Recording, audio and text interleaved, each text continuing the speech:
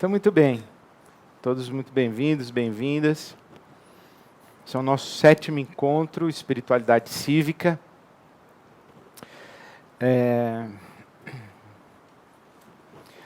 Justamente o que nós temos tentado conversar aqui é qual é o aporte da espiritualidade para a nossa inserção na arena pública e a nossa ação cívica. Qual é o suplemento da espiritualidade para essa nossa participação na sociedade, quer seja na nossa atividade cidadã, quer seja no nosso empreendedorismo social, nas nossas ações de engajamento para atendimento às necessidades da população mais vulnerável, das diversas iniciativas que nós podemos ter. Então, o que a espiritualidade tem a dizer? É isso que nós estamos tentando conversar aqui.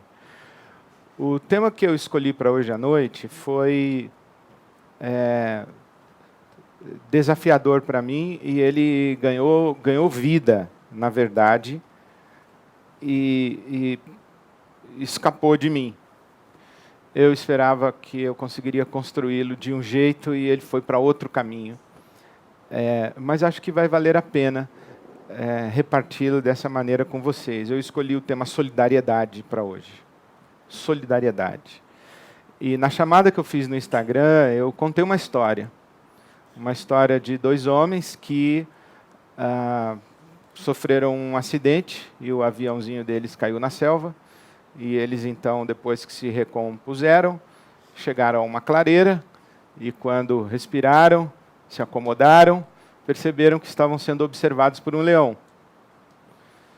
Então, um deles, cautelosamente, foi até a sua mochila, tirou seu par de tênis, tirou seus sapatos, começou a calçar o tênis, e o seu companheiro de viagem sobrevivente disse: "Você é tonto, você acha que vai correr mais que o leão?"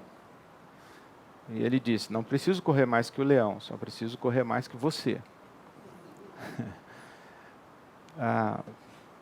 E a pergunta que me mobilizou, lembrando dessa história, foi: quais são os limites da nossa solidariedade e como nós podemos vivê-la na prática, e especialmente em situações limite? Porque eu acredito que nós estamos vivendo um tempo de situações limites. Eu já citei aqui para vocês a obra do Todorov, Diante dos Extremos, ou Diante do Extremo. E eu não sei qual é o seu ponto de observação da sociedade e do tempo que nós estamos vivendo, mas eu, pessoalmente, olho com muito temor e com muita angústia a realidade do nosso país. E solidariedade, portanto, hoje, a minha fala, ela é uma fala que é uma declaração de fé,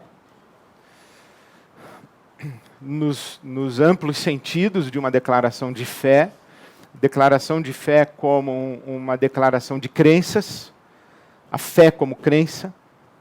Então eu quero afirmar algumas convicções e também expressar um lamento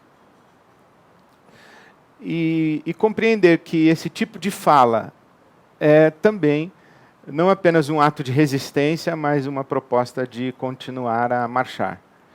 Por isso, a declaração de fé também no sentido de utopia. Não perder de vista um horizonte utópico. É isso que eu gostaria de afirmar hoje, comentando sobre solidariedade.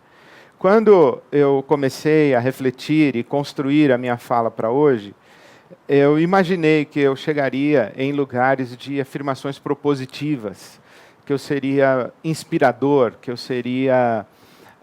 sugeriria caminhos para a nossa ação solidária, ou para a nossa presença solidária, ou para a solidariedade. Mas quando desenvolvi o meu raciocínio e fui buscar as minhas referências, e na verdade, não apenas as minhas referências teóricas, mas fui escutar a minha alma, eu percebi que a minha fala estava muito mais na direção da expressão de um lamento e de uma afirmação de uma utopia. Então, primeiro, vamos posicionar solidariedade. Solidariedade tem pelo menos 2 sentidos que a gente deve afirmar. A solidariedade como um fato. Solidariedade como um fato. Solidariedade como um discernimento de interdependência. Quando eu digo assim, nós somos solidários, isto é, nós estamos interconectados. A solidariedade como um fato. A solidariedade como um fato é um princípio descritivo. Eu estou afirmando uma realidade. Nós somos solidários, isto é, nós respiramos o mesmo ar, nós vivemos na mesma cidade, nós sofremos o mesmo trânsito, nós sofremos a mesma violência, nós sofremos o mesmo desgaste, nós estamos sujeitos às mesmas adversidades, nós estamos debaixo da mesma realidade econômica, política, então nós somos solidários. A nossa vida está interconectada, nós somos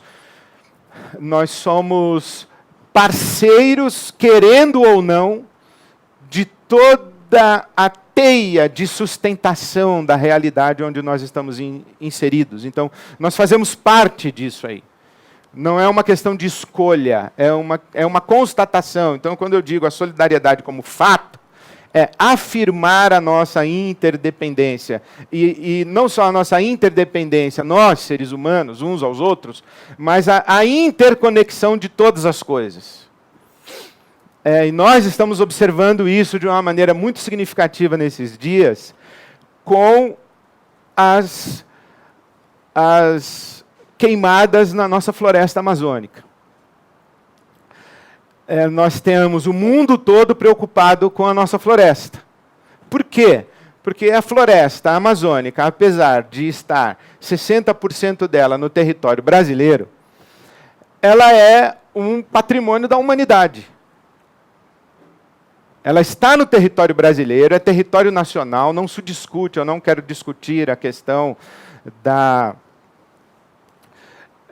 propriedade territorial, eu não estou discutindo isso. Eu quero dizer, sim, que a floresta, ela é um recurso da humanidade. Eu quero substituir, então, a palavra patrimônio para recurso. A floresta é um recurso da humanidade. É muito razoável que o alemão esteja preocupado com o que está acontecendo com a nossa floresta, que o japonês esteja preocupado com o que está acontecendo com a nossa floresta. É razoável que quem mora no Rio Grande do Sul, quem vive no Chile, quem vive na Índia, esteja preocupado com o que está acontecendo com a floresta.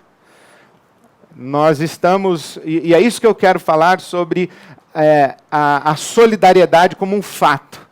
Nós estamos interconectados e nós somos interdependentes, não apenas entre nós, como espécie humana, mas nós na realidade da biodiversidade ou da biosfera onde a gente está inserido. E isso tem muito a ver com as percepções da chamada ecologia profunda e com, especialmente, as considerações do Capra no livro dele ou na obra dele e decorrentes, A Teia da Vida. Essa ideia de que durante muito tempo nós seres humanos, ou nós, espécie humana, nos percebemos como uma realidade à parte do sistema vital. O sistema vital, ou o planeta Terra, está aqui, nós, seres humanos, estamos aqui. E nós estamos usando o planeta. A ecologia profunda diz, não, nós não estamos à parte, não estamos aqui, nós estamos aqui. Nós fazemos parte desse sistema. Nós não estamos isolados dele. Nós estamos interconectados, nós somos interdependentes. E, em outras palavras, no que diz respeito à vida, Deus que me perdoe, mas é isso que eu acho. Você é tão importante quanto a formiga. Nós vamos tirar daí as nossas compreensões e as nossas afirmações religiosas, bíblicas, etc. E não vamos discutir a hierarquia da espécie humana na biodiversidade, mas para a sustentação da vida, nós seres humanos somos tão importantes quanto o golfinho, quanto a formiga, quanto o tamanduá-bandeira, quanto qualquer outro espécime vivo. Com um agravante, é que há grandes suspeitas de que esse biosistema percebeu que está sob ataque, que tem um vírus que o está destruindo, e esse vírus somos nós. E o sistema ele vai reagir contra nós. Então, quando eu falo de solidariedade, primeiro estou falando de solidariedade como um fato. Nós somos interdependentes uns dos outros, nós somos parceiros da mesma aventura e nós estamos interconectados com todo o sistema cósmico. Nós não estamos à parte do sistema cósmico, nós estamos dentro dele e etc. Bom, agora, por outro lado, numa segunda categoria, nós podemos falar da solidariedade como imperativo ético. Não é um princípio descritivo, mas um princípio normativo. Solidariedade como fato é uma constatação. A solidariedade como imperativo ético, como princípio normativo, é uma exortação. Somos solidários é uma afirmação e uma constatação de um fato. Devemos praticar a solidariedade, ou devemos viver ou conviver com responsabilidade solidária é um imperativo ético. Porque o fato de sermos solidários não significa necessariamente que isso corresponda a um jeito de existir na teia solidária, um jeito de existir solidariamente responsável ou responsável para a sustentação da solidariedade factual. Eu posso viver de maneira irresponsável, sabotando o fato de que você depende de mim e da maneira como eu vivo. Eu posso invadir a calçada onde você está transitando com o meu carro. Isso é ser irresponsável na sustentação da teia da vida, em todos os sentidos, não apenas na agressão física, mas no deflagrar e no suscitar de lixo tóxico emocional naquelas pessoas que se sentiram ameaçadas, aviltadas, agredidas, ofendidas, e que repassam isso daí, não apenas xingando o agressor, mas também descontando a sua agressividade reprimida, ou o seu sentimento de injustiça, seu aviltamento em outras instâncias de relacionamento. Então se percebe como uma ação irresponsável de um indivíduo na teia solidária gera repercussões. E isso diz respeito a todas as nossas ações, desde a maneira como a gente consome a nossa água, do lixo que a gente deixa na rua, e dos discursos que a gente faz nas nossas mídias sociais, na maneira como a gente consome, na maneira como a gente produz, na maneira como a gente fabrica, enfim, tudo tem a ver com uma ação que favorece a sustentação da teia de solidariedade como fato, ou que conspira contra ela. Então, a solidariedade, a gente parte desses dois princípios, o princípio descritivo e o princípio normativo. A solidariedade como fato é uma constatação e a solidariedade como imperativo ético é uma exortação. Devemos ser solidários ou agir de maneira solidária. O meu lamento é que, acredito, nós vivemos num mundo em que a solidariedade como imperativo ético perdeu.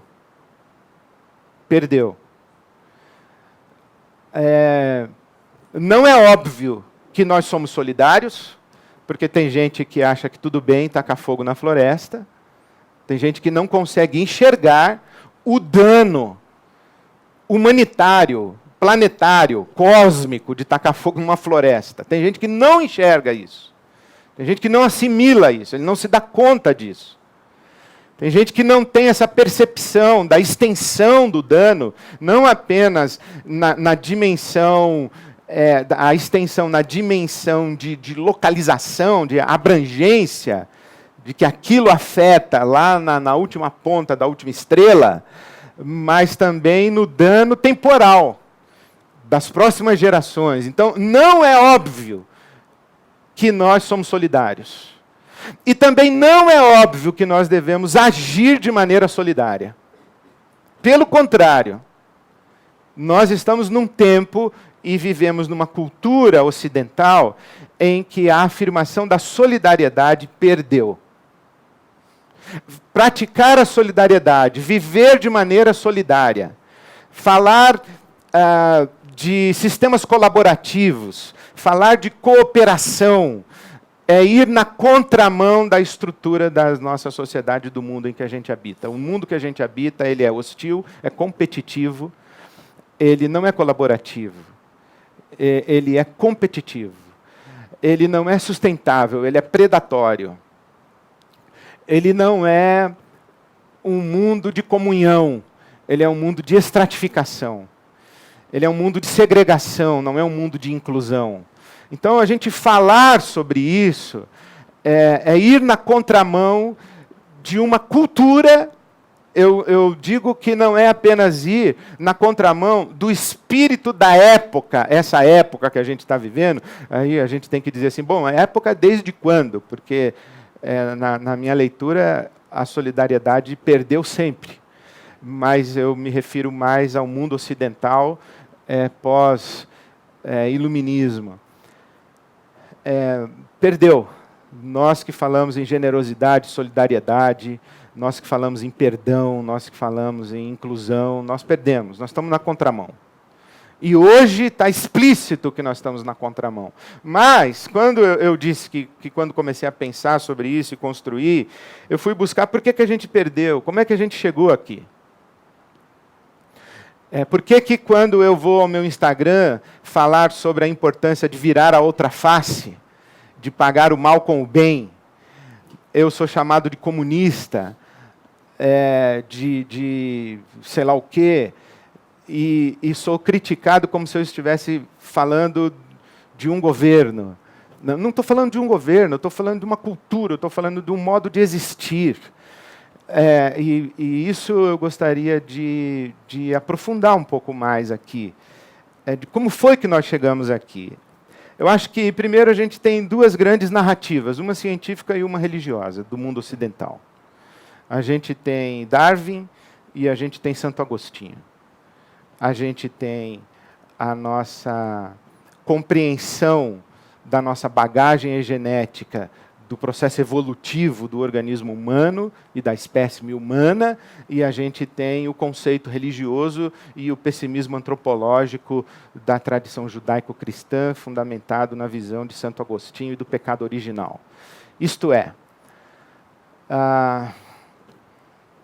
a narrativa do imaginário ocidental, com o aporte da ciência, é a sobrevivência do mais forte.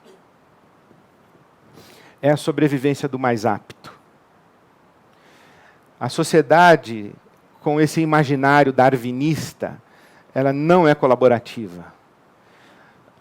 O Richard Dawkins, no Gene Egoísta, ele diz taxativamente o seguinte, que o amor e a busca da sobrevivência da espécie humana como um todo, da subsistência do coletivo, essa fala do amor, não encontra respaldo na nossa bagagem genética evolutiva. Não encontra. O título da obra dele já é justamente o gene egoísta. A ideia de que o gene sobrevivente é o gene que pensa em si. Ele não pensa na sobrevivência do sistema, ele pensa na sua própria sobrevivência. Esse sobrevive. E ele só se solidariza quando lhe interessa.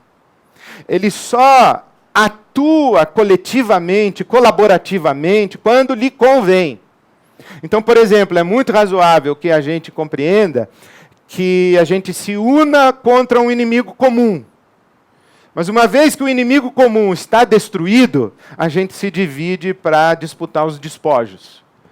Então a gente tem, o nosso drive, ele é egoísta, ele é egocêntrico.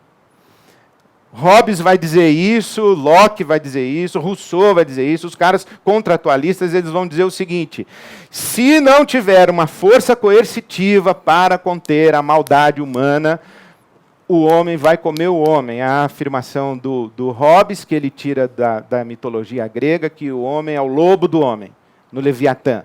O homem é o lobo do homem. Nós vamos nos comer uns aos outros.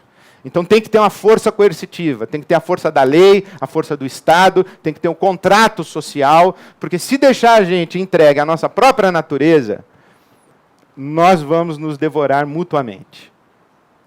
Nós vamos competir o tempo todo e nós vamos puxar a brasa para a nossa sardinha, e aí vai valer mesmo aquela máxima de quem pode mais, chora menos.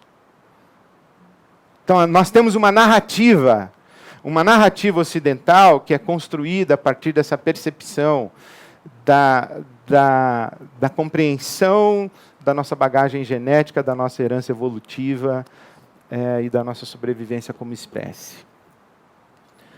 Que é essa ideia da sobrevivência do mais forte. Quem não tem competência, não se estabelece. Então, é assim. Então, essa narrativa está presente no mundo ocidental.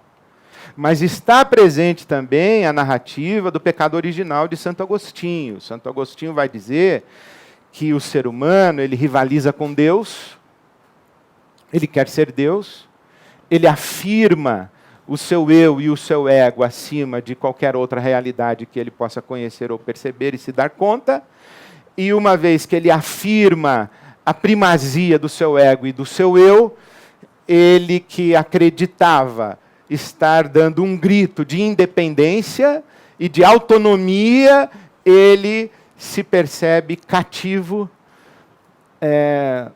do mal e ele se percebe agora incapaz de resistir ao mal. Essa é a constatação de Agostinho no pecado original, quando ele diz o seguinte, que quando a razão foi incapaz de dizer não aos instintos e impulsos egóicos, egocêntricos. Quando a razão não dominou o bicho, essa visão platônica de Santo Agostinho era platônico, então ele tem essa visão de que tem a alma racional e o corpo animal.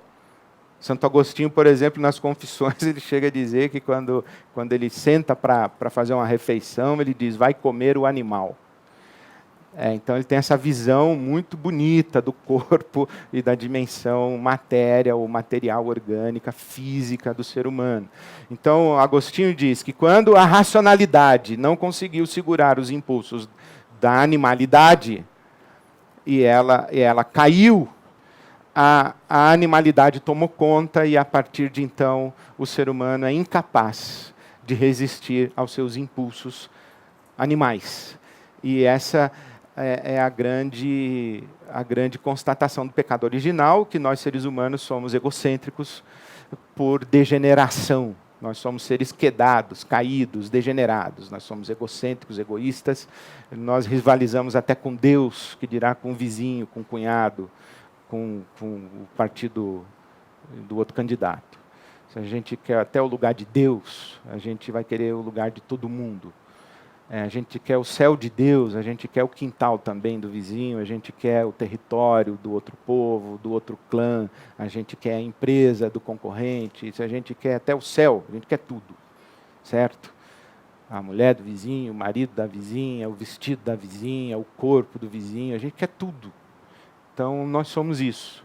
A narrativa religiosa da tradição judaico-cristã nos descreve com esse otimismo.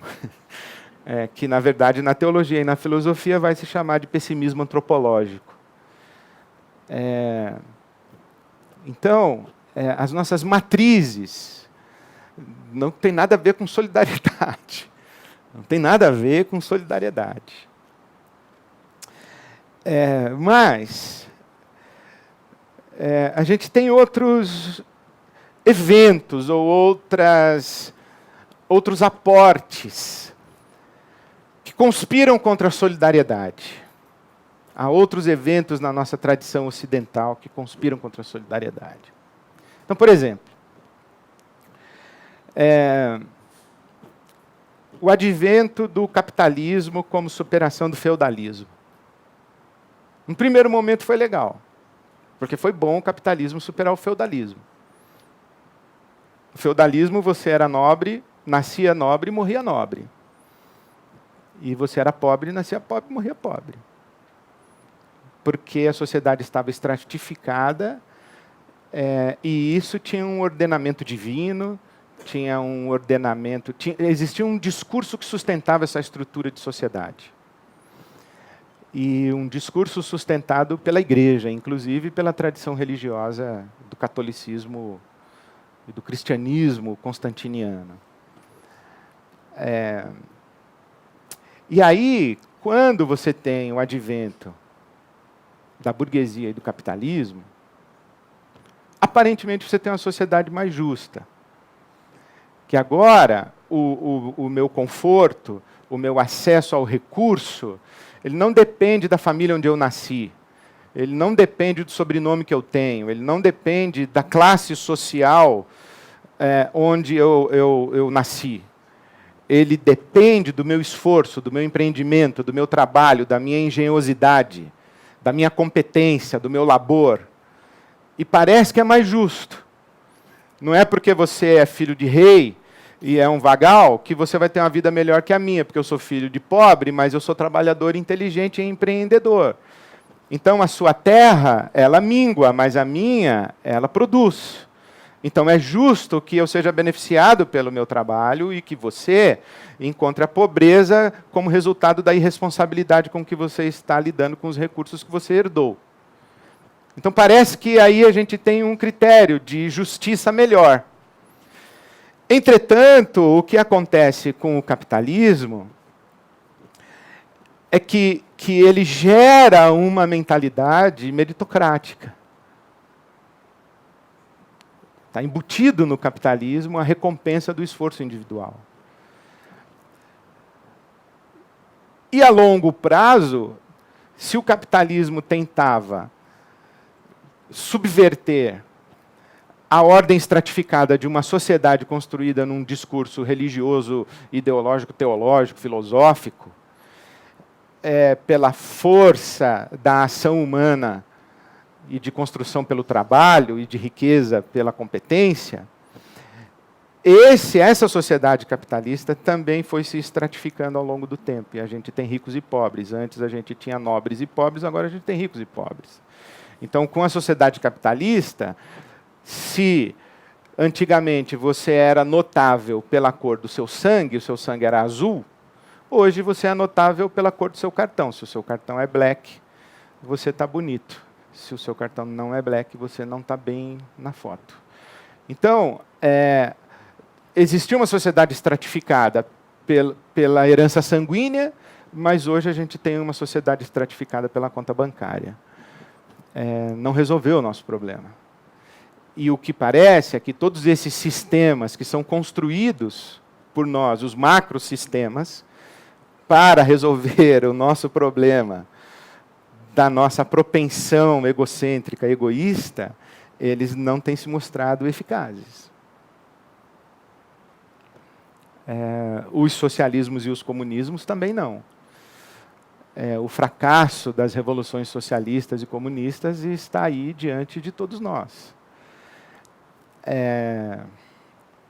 Embora psicologicamente os discursos de esquerda sejam muito mais próximos daquilo que é de índole chamada cristã, eles se mostraram também fracassados.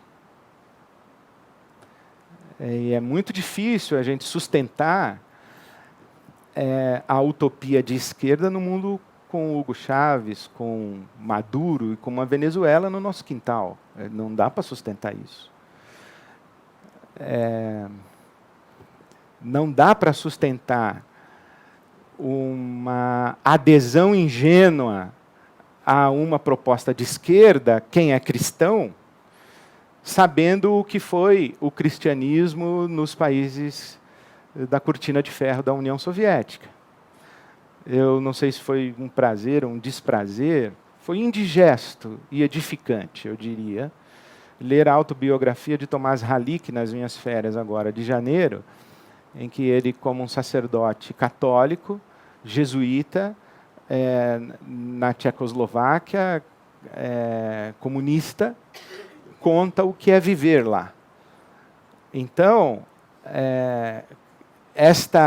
este rastro das revoluções fracassadas da esquerda aproxima esse contingente religioso, cristão, fundamentalista, de um discurso de oposição às utopias revolucionárias e a uma escolha de conservadorismo fundamentalista que a gente costuma chamar de reacionário, com sustentação histórica. Eu fui para Cuba e chorei muito em Cuba. Chorei ingenuamente. Chorei o choro do contato com a afetividade utópica da adolescência.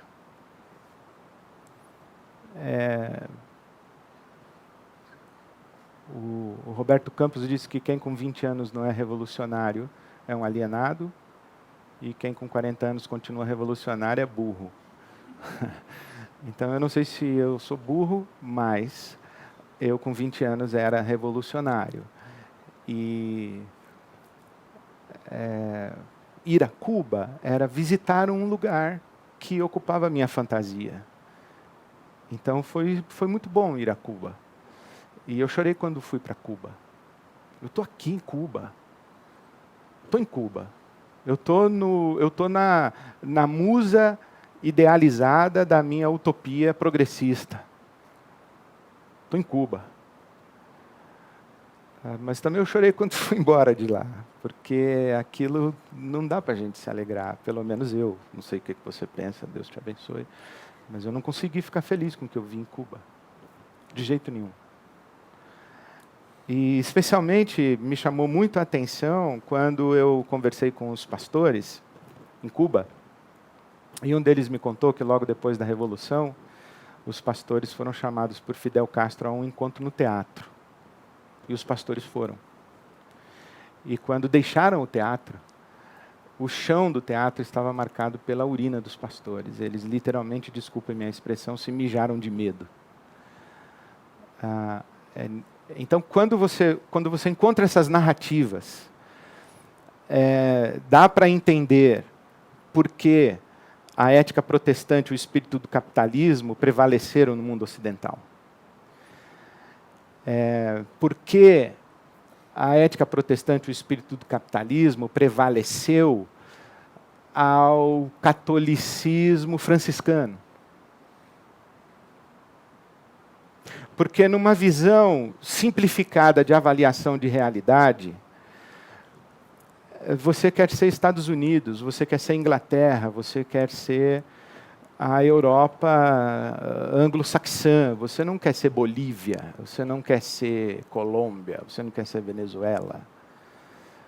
Você quer ser Estados Unidos. Você não quer ser América Central.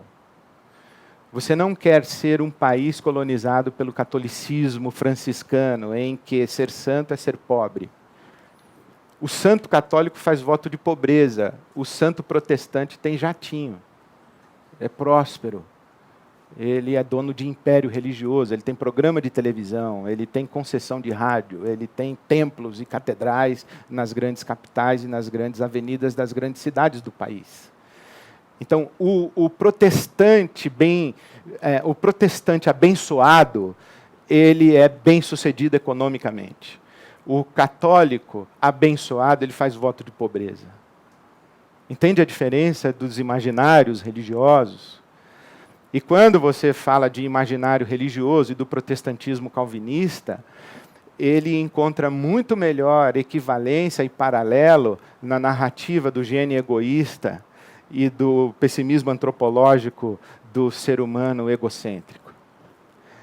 A grande questão que a gente não pode deixar de considerar é que para você se converter à igreja evangélica da teologia da prosperidade do mundo contemporâneo, a igreja evangélica patriota do Brasil, você não precisa se converter. Você continua sendo quem você é. Você continua sendo egoísta, você continua sendo egocêntrico, você continua com a sua ambição de se dar bem na vida, de ser um sucesso, e você não precisa se converter. Você não precisa se converter ao outro, ao próximo. Você não precisa se converter ao pobre. Você não precisa se converter à solidariedade, à generosidade. Você não precisa se converter à compaixão. Você não precisa se converter à necessidade de quem está do seu lado. Porque você não foi para lá, para essa experiência religiosa, por causa de uma consciência solidária. Você foi para lá motivado por um impulso egóico de ser abençoado dentro da lógica do protestantismo calvinista. Max Weber ajuda a gente a entender um pouquinho isso. O que é que acontece com a ética protestante e o espírito do capitalismo? Veja bem, quando você é católico e você está dentro da igreja, você foi batizado como criança, nasceu dentro do território católico, dentro da igreja, você está na paróquia, você é salvo, você vai para o céu. Beleza? Bom, só que você foi expulso da igreja. Você não é mais católico apostólico romano, você agora é luterano. Você agora é presbiteriano calvinista. Você agora é anabatista. Você é um separatista. Você está no século XVI, você é filho da reforma protestante, você foi expulso da igreja, você foi excomungado, você vai para o inferno. Você não está mais na igreja. Santo Abelardo diz que quem não tem a igreja por mãe, não tem a Deus por pai. Dorme agora. Se você não tem a igreja por mãe, você não tem a Deus por pai. E a igreja te excomungou. Você é separatista. Certo? Bom, o que é que você faz? Você não tem mais a igreja, você tem a mundanidade. Onde você vai servir a Deus? Você vai servir a Deus no mundo. Você não serve mais a Deus na igreja. E como é que você serve a Deus no mundo? Empreendendo. Você serve a Deus no mundo com o trabalho. E como é que você sabe que Deus está feliz com você? É porque você prospera. E você diz o seguinte: se Deus não fosse meu pai, eu não seria tão abençoado, eu não seria rico, eu não seria próspero. Eu estaria debaixo da maldição de Deus. Mas como eu estou prosperando, então está claro que Deus é meu pai. Então se constrói uma lógica de trabalho, prosperidade, trabalho, empreendimento, iniciativa, a partir de uma afirmação que vem do iluminismo, que é o rompimento do indivíduo com a nave-mãe. Um sujeito chamado Martinho Lutero ousa confrontar a nave-mãe. Um sujeito como Galileu, como Giordano Bruno, ousa confrontar a nave-mãe e dizer: vocês estão errados. A igreja está errada, o coletivo está errado. Essa massa hierárquica não pode se impor sobre a consciência individual, especialmente quando a consciência individual prova por A mais B que ela está certa e a massa hierárquica está errada. Então, quando a consciência individual se afirma contra o coletivo, aqui nós temos o indivíduo diante de Deus. Lembra que o iluminismo e esse momento de cultura moderna é a descoberta da subjetividade, é a afirmação do indivíduo, é a descoberta do indivíduo. Não é mais a família que é o universo de construção de sentido e de legitimação de identidade. Não é mais a igreja. Quem é que dá legitimação de identidade? A consciência individual, as escolhas individuais. O sujeito morava lá no campo. Tinha 4, 5 famílias em volta, famílias de fazendeiros e tudo mais. Ele ia casar com quem? Ele ia vestir qual roupa? Ele ia ter que atividade profissional? Aquela daquele universo. Só que agora ele mora numa Inglaterra de revolução industrial. Aqui ele tem salário. Aqui ele não tem mãe nem pai, não tem clã. Aqui ele tem contato com outras tradições religiosas. Aqui ele tem contato com outras tradições filosóficas. Aqui ele tem contato com outras culturas. Aqui ele tem contato com outras mulheres. Ele que sai lá do fundão da Polônia, ele sai lá do fundão, sei lá de onde, ele chega aqui na Inglaterra, ele encontra o indiano, ele encontra o africano, ele encontra o chinês, ele encontra o budismo, ele encontra o islamismo, ele encontra o mercado plural. E como é que ele se afirma aqui? Não tem mais a família que escolhe o Deus dele, ele tem que escolher o Deus dele. Não tem mais a família que arranja o casamento dele, ele tem que escolher a mulher dele e a mulher tem que escolher o marido dela. Não é mais o pai que escolhe com quem ela vai casar, agora ela vai escolher. Então, essa tal modernidade faz surgir o indivíduo. Esse indivíduo, incentivado pela ética protestante, da afirmação do trabalho, da prosperidade individual, da recompensa do esforço pessoal. Esse indivíduo que é chamado dentro de uma outra tradição religiosa, que não é mais a do catolicismo romano, é do protestantismo calvinista, que diz que Jesus é seu salvador pessoal. Você aceita Jesus como seu Salvador e a sua vida espiritual é um assunto entre você e Deus e mais ninguém. Então, a ética protestante, ela é uma ética toda construída dentro da lógica da afirmação do indivíduo. Aí a gente chega hoje no Brasil e diz assim, como é que a igreja evangélica se tornou o que se tornou? Não foi ontem que começou essa brincadeira. Faz bastante tempo que se constrói um imaginário de que eu sou um indivíduo, eu tenho uma relação pessoal com o meu Deus me abençoa e é muito justo e legítimo que eu viva do meu esforço pessoal, que eu viva do meu trabalho, que eu seja recompensado pela minha competência, e que eu encare esse mundo hostil de trevas como abençoado por Deus e Ele vai me dar êxito, porque eu sou filho do rei, nasci para ser cabeça e não cauda.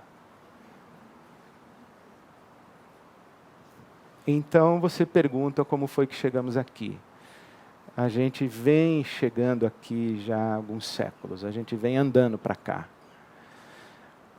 O grande problema é que nós somos cristãos, ou pelo menos o meu lugar de presença nesse mundo é a pessoa de Jesus de Nazaré e os evangelhos, o evangelho de Jesus. E no evangelho de Jesus, eu enxergo uma outra coisa completamente diferente do que toda essa narrativa individualista, meritocrática, competitiva, de busca de sucesso e prosperidade individual. Eu enxergo uma outra coisa. Primeiro, eu volto à afirmação da nossa herança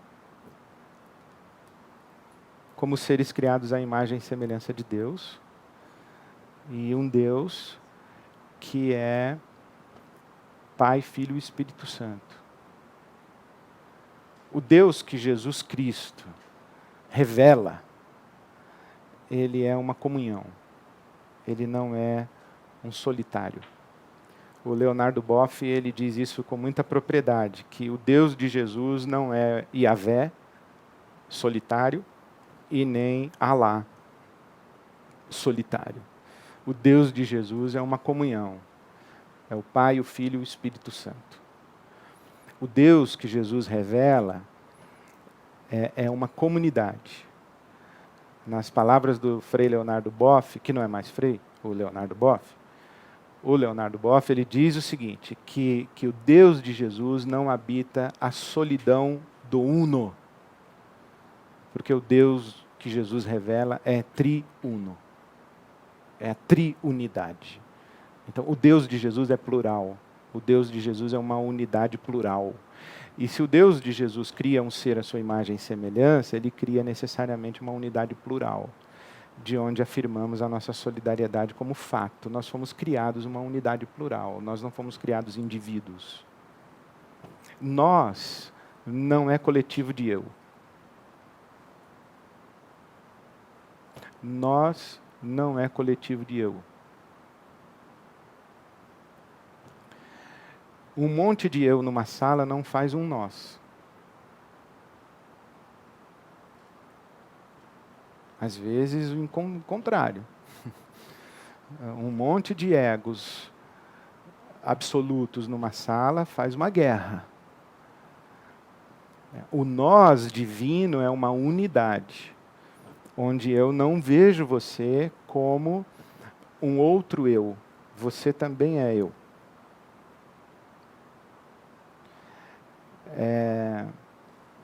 Na nossa construção do cristianismo, a unidade da humanidade compreende a alteridade divina. Quando um ser humano diz assim, o outro é Deus. Porque esse que está aqui diante de mim, essa que está diante de mim, não é outra. Ela é eu. Ela é uma unidade comigo. Outro é Deus. Ele é outro. Essa é a exclamação de Adão, quando se depara com Eva. Essa é carne da minha carne e ossos dos meus ossos. Essa é uma comigo. Agora não estou mais sozinho. Então essa é a constatação do Adão na narrativa do Gênesis. É a unidade. Então, na nossa narrativa religiosa, espiritual, cristã, nós temos a nossa solidariedade humana como um fato ontológico, como razão de ser da nossa criação como seres à imagem e semelhança de Deus, o Deus que é uma unidade plural, é triuno. Essa é a maneira como no Novo Testamento vai se construir a ideia da igreja. A igreja é o corpo de Cristo. É o corpo de Cristo onde cada um é um membro do corpo, mas é um só corpo. Nós somos membros uns dos outros e somos um só corpo. Então, a perspectiva da compreensão cristã de humanidade é uma coletividade em unidade. E também a ideia de que a afirmação mais contundente da fé cristã é a misericórdia e a graça. Quando Jesus, no alto da cruz, diz, Pai, perdoa-lhes porque eles não sabem o que fazem, Jesus está suplicando a bênção de Deus para os ignorantes. Ele não está afirmando a sobrevivência do mais apto, do mais lúcido, do mais capaz, do melhor informado, do mais inteligente, do mais perspicaz, do melhor performático. Ele está suplicando a bênção de Deus para além de todas as categorias de mérito humano. Isso se chama graça. Perdoa, porque eles não sabem o que eles estão fazendo. Se o Senhor quiser retribuir na lógica de dar o que eles merecem, então retribua com misericórdia, porque se o Senhor quiser dar o que eles merecem, nem eles sabem o que eles estão fazendo. E isso faz parte de toda uma tradição do judaísmo e do cristianismo, que embora a má leitura, a leitura equivocada do Yahvé, do Velho Testamento, como um Deus punitivo, como um Deus vingativo, como um Deus genocida, como um Deus ruim, e o Deus do Novo Testamento é um Deus bom, isso é uma má leitura, porque no Velho Testamento, os profetas e os poetas, eles deixaram muito claro que a ira de Deus dura só um instante, no entanto o seu favor permanece a vida inteira. Os poetas e os profetas disseram de Deus que ele é longânimo, eles disseram que Deus tem mais prazer na misericórdia do que no juízo, Paulo escreve aos Romanos dizendo exatamente isso, que em Deus a misericórdia sempre triunfa sobre o juízo. Então, a lógica do cristianismo ela é solidária. Nós somos uma unidade, nós não nos compreendemos isolados uns dos outros, nós não nos percebemos como indivíduo. Indivíduo é um conceito que não é cristão. É moderno, mas não é cristão.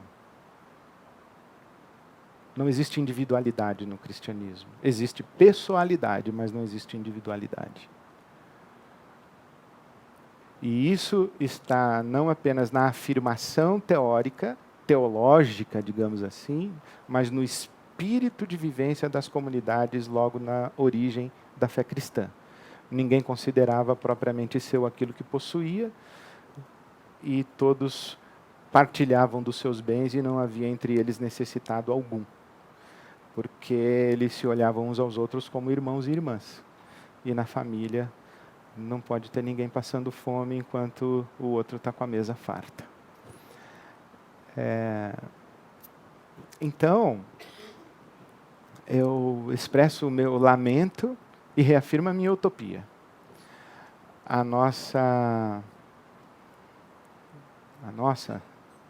minha, sei lá. Nossa, porque não é minha exclusiva, né? Então, a nossa leitura do Evangelho de Jesus Cristo, que afirma categoricamente a solidariedade como fato e como imperativo ético, perdeu.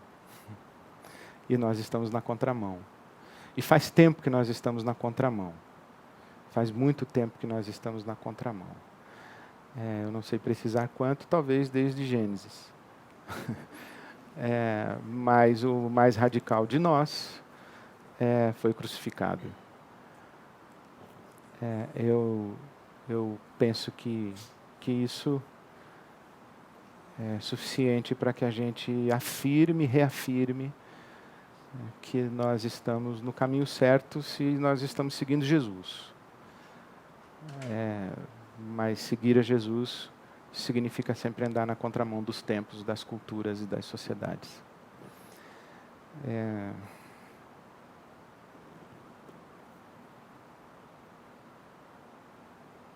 Acho que era isso que eu tinha para falar hoje, antes de ouvir as suas perguntas e considerações. Muito obrigado. Boa noite.